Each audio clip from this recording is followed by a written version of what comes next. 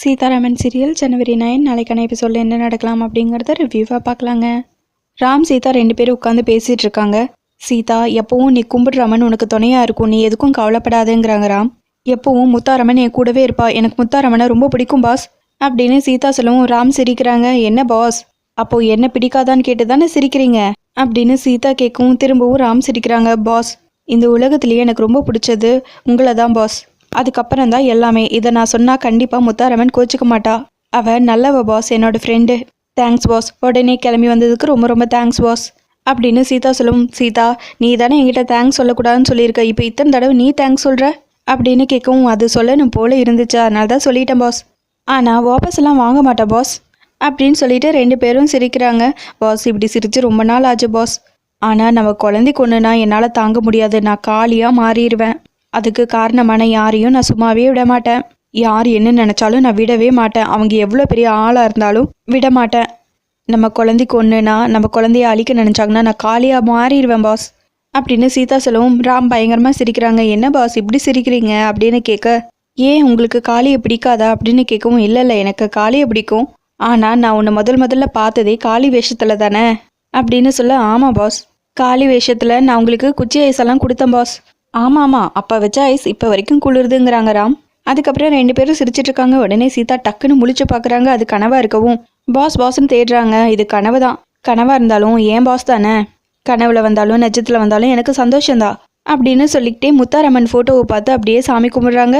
இன்னொரு பக்கம் மகா தனியாக அப்படியே ரூமில் நடந்துகிட்டு இருக்காங்க. சேது தூங்கிட்டு இருக்காங்க. அப்போது மந்திரவாதி சொன்னதெல்லாம் அப்படியே ஞாபகத்துக்கு வருது மகாவுக்கு.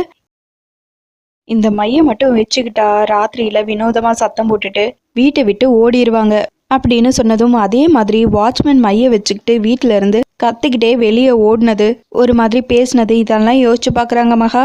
இந்நேரம் மை வேலை செய்ய ஆரம்பிச்சிருக்கணுமே, செக்யூரிட்டி மாதிரியே கத்திக்கிட்டு அந்த தையல்காரி வீட்டை விட்டு ஓடிடுவா. என் குடும்பத்துக்கும் தையல்காரிக்கும் எந்த விதமான சம்மந்தமும் இல்லை, அப்பாடா முடிஞ்சது அவ கதை அப்படின்னு மகா யோசிச்சுட்டு இருக்காங்க. இன்னொரு பக்கம் அர்ச்சனா நல்லா தூங்கிட்டு இருந்தவங்க டக்குன்னு எந்திரிச்சு உட்காராங்க.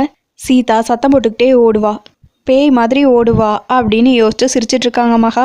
இங்கே அர்ச்சனா தூங்கிட்டு இருந்த சுபாஷை டக்குன்னு கீழே தள்ளி விடுறாங்க. சுபாஷ் எந்திரிச்சு நின்று, ஏய் என்னடி ஆச்சு உனக்கு, எதுக்கு கீழே தள்ளி விட்ட அப்படின்னு கேட்கவும் அர்ச்சனா பயங்கரமாக சிரிக்கிறாங்க.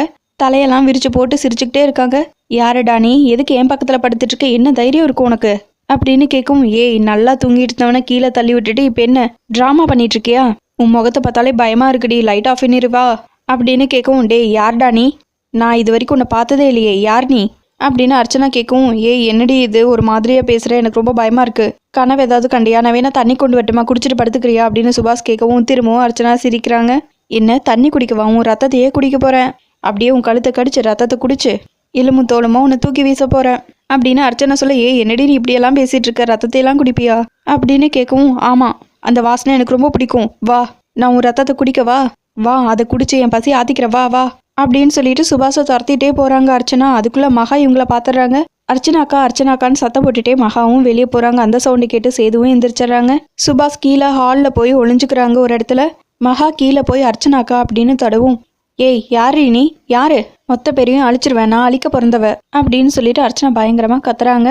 அக்கா என்னாச்சு, ஏன் இப்படியெல்லாம் நடந்துக்கிறீங்க அப்படின்னு மகா கேட்கவும், யாரும் என்கிட்ட வராதிங்க, அழிச்சிருவேன் அப்படின்னு சொல்லிட்டு வேகமாக டோரை போய் ஓப்பன் பண்ணலான்னு போகிறாங்க. அதுக்குள்ளே சுபாஷ் போய் அர்ச்சனா அப்படின்னு தொடவும், யாரை தொடுற அப்படின்னு சொல்லிட்டு பலார்னு ஒரு அறை வைக்கிறாங்க சுபாஷா அர்ச்சனா. மகா அப்படியே ஆடி போய் பயந்து போய் நிற்கிறாங்க, என்ன பண்ணுறதுன்னு தெரியாமல். யாராவது என்னை தடுக்க நினச்சிங்க, உங்களையெல்லாம் கடிச்சு ரத்தத்தை குடிச்சிருவேன் அப்படின்னு சொல்லிட்டு ஒரு டான்ஸையும் ஆடுறாங்க.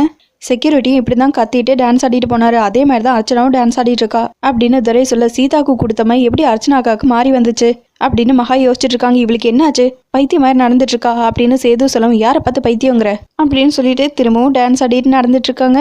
அம்மா ஏமா இப்படி எல்லாம் பண்ணிட்டு இருக்கீங்க, உங்களை பார்த்தாலே எங்களுக்கு ரொம்ப பயமா இருக்குங்கிறாங்க அஞ்சலி, பிரியா, சத்யா. ஏய் யாரை பார்த்து அம்மாங்கிறீங்க, நான் உங்களுக்கு அம்மாவா, நான் அழிக்க பிறந்தவ, எல்லாத்தையும் அழிச்சிருவேன், உங்க எல்லாத்தையும் அழிச்சு ரத்தத்தை குடிச்சிருவேன், யாராவது கிட்ட வந்தீங்க உங்களுக்கு மரணத்தை காட்டிடுவேன், தள்ளி போங்கடி அப்படின்னு சொல்லிட்டு அர்ச்சனா திரும்பவும் டோர் கிட்ட போறாங்க. அவங்கள வெளியே போக விடாதீங்க, பிடிச்சி நிறுத்துங்கன்னு சீதா சொல்லவும் சுபாஷ் ஒரு பக்கம், ராம் தங்கச்சிங்க 3 பேர் சீதாவோட அம்மா எல்லாருமா சேர்ந்து அர்ச்சனாவை பிடிச்சி ஒரு இடத்துல போய் ரூம்ல கட்டி வைக்கிறாங்க. அப்பவும் அர்ச்சனா கத்திக்கிட்டே இருக்காங்க. அவங்கள பார்த்து அவங்க பசங்க எல்லாம் பயந்துட்டே இருக்காங்க. உடனே டாக்டருக்கு ஃபோன் பண்ணோம் அப்படின்னு சீதாவோட அம்மா சொல்ல, ஆமாம் முதல்ல டாக்டருக்கு ஃபோன் பண்ணோம் அப்படின்னு சொல்லிட்டு டாக்டரை ஃபோன் பண்ணி வர வைக்கிறாங்க. துரை டாக்டரை கூட்டிகிட்டு வந்ததும் என்னாச்சு மகாலட்சுமி மேடம்ங்கிறாங்க டாக்டர். அங்கே நடந்த எல்லா விஷயத்தையும் சுபாஷ் சொல்கிறாங்க.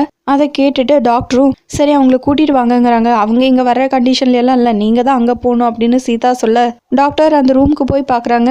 அதுக்கப்புறம் இவங்க காலை கொஞ்சம் பிடிங்க அப்படின்னு சொல்லவும் அர்ச்சனாவோட 3 பொண்ணுங்களும் சேர்ந்து அர்ச்சனாவோட காலையெல்லாம் பிடிக்கிறாங்க. உடனே டாக்டர் ஒரு இன்ஜெக்ஷன் பண்ணுறாங்க. இவங்க இன்னும் கொஞ்சம் நேரத்துக்கு தூங்குவாங்க, அவங்க நல்லா தூங்கி எந்திரிச்சதும் கொஞ்சம் நார்மல் ஆயிடுவாங்க அப்படின்னு சொல்லிட்டு டாக்டர் வெளியே வந்து மகா கிட்ட இங்கே பாருங்க மேடம், நான் இன்ஜெக்ஷன் பண்ணியிருக்கேன், இவங்க தூங்கி எந்திரிச்சு நார்மல் ஆயிட்டாங்கன்னா பிரச்சனை இல்லை, ஒருவேளை தூங்கி எந்திரிச்சு நார்மல் ஆகலைன்னா எனக்கு சொல்கிறதுக்கு கஷ்டமாக தான் இருக்குது, நீங்கள் ஒரு சைக்காட்டிஸ்ட் தான் பார்க்கணும் அப்படின்னு டாக்டர் சொல்லவும் மென்டலா அப்படின்னு மகா கேட்க ஆமாம் மகாலட்சுமி மேடம், நீங்கள் ஒரு சைக்காட்டிஸ்ட்டை கூப்பிட்டு பாருங்க அப்படின்னு சொல்லிடுறாங்க. இது மருந்து மாத்திரைக்கெல்லாம் சரியாகிற மாதிரி எனக்கு தெரியல, இதுக்கு பேசாமல் மந்திரவாதி யாரையாச்சும் தான் கூப்பிடணும் அப்படின்னு சீதாவோட அம்மா சொல்லவும் ஆமாம்மா அதான் கரெக்ட், முதல்ல மந்திரவாதியை கூப்பிடணுங்கிறாங்க மகா.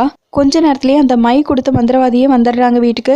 அவர் வரும்போது வீட்டு முன்னாடி நெருப்பெரியவும் அடுத்தது வீட்டுக்குள்ளே போக விடாமல் தடுக்கிறது, இந்த மாதிரி பல பிரச்சனைகள் அவருக்கும் வருது. அவர் அதையெல்லாம் தாண்டி உள்ளே வந்து அர்ச்சனாவை பார்க்குறாங்க.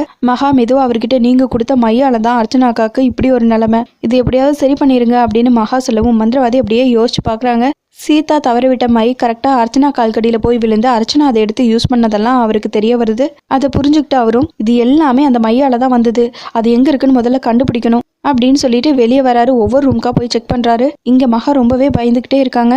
ஒருவேளை அந்த மையை மட்டும் பசங்க எடுத்து யூஸ் பண்ணிட்டு என்ன ஆகுறது, ரொம்ப பயமா இருக்கே அப்படின்னு யோசிச்சுட்டு இருக்காங்க. மந்திரவாதி அப்படியே சீதாவோட ரூமுக்கு போறாங்க. அங்க போட்டோவை பாக்குறாங்க, அதுக்கப்புறம் மையும் பாக்குறாங்க. அந்த மையை பார்த்ததுமே இந்த மை தான் எல்லாத்துக்கும் காரணம் அப்படின்னு சொல்லிட்டு கீழே சீதா மறைஞ்சு நின்று பார்க்கறது தெரியாம மகாலட்சுமி கிட்ட அந்த மையை கண்டுபிடிச்சு எடுத்தாச்சு, இந்த மையால தான் அந்த அம்மாவுக்கு பிரச்சனை வந்துச்சு அப்படின்னு சொல்லிட்டு இருக்காங்க. சேது சுபாஷ் எல்லாம் ஒண்ணுமே புரியாம நின்றுட்டு இருக்காங்க. மேலே நின்றுட்டு இருக்க சீதா என்ன மையால பிரச்சனை வந்துச்சா, இதுல ஏதோ தப்பா இருக்கே அப்படின்னு நடந்ததெல்லாம் யோசிச்சு பாக்குறாங்க. சீதா மைய தவற விட்டது, அதுக்கப்புறம் அதை காணோன்னு அவங்க அங்கிருந்து கிளம்பிடுறது. மகாலட்சுமி ரொம்பவே கேரிங்கா மைய வச்சாச்சான்னு கேட்டது. பக்கத்துலயே நின்று மை வைக்கிறது எல்லாம் பார்த்து ரசிச்சது, இது எல்லாத்தையும் யோசிச்சு பாக்குறாங்க சீதா. இதுல ஏதோ ஒன்று தப்பா இருக்கு அப்படின்னு யோசிக்கிறாங்க. அதோட எபிசோடையும் முடிச்சிருக்காங்க. உங்களுக்கு இந்த வீடியோ பிடிச்சிருந்தா லைக் அண்ட் சப்ஸ்கிரைப் பண்ணி நம்ம சேனல் சப்போர்ட் பண்ணுங்க. தேங்க்யூ.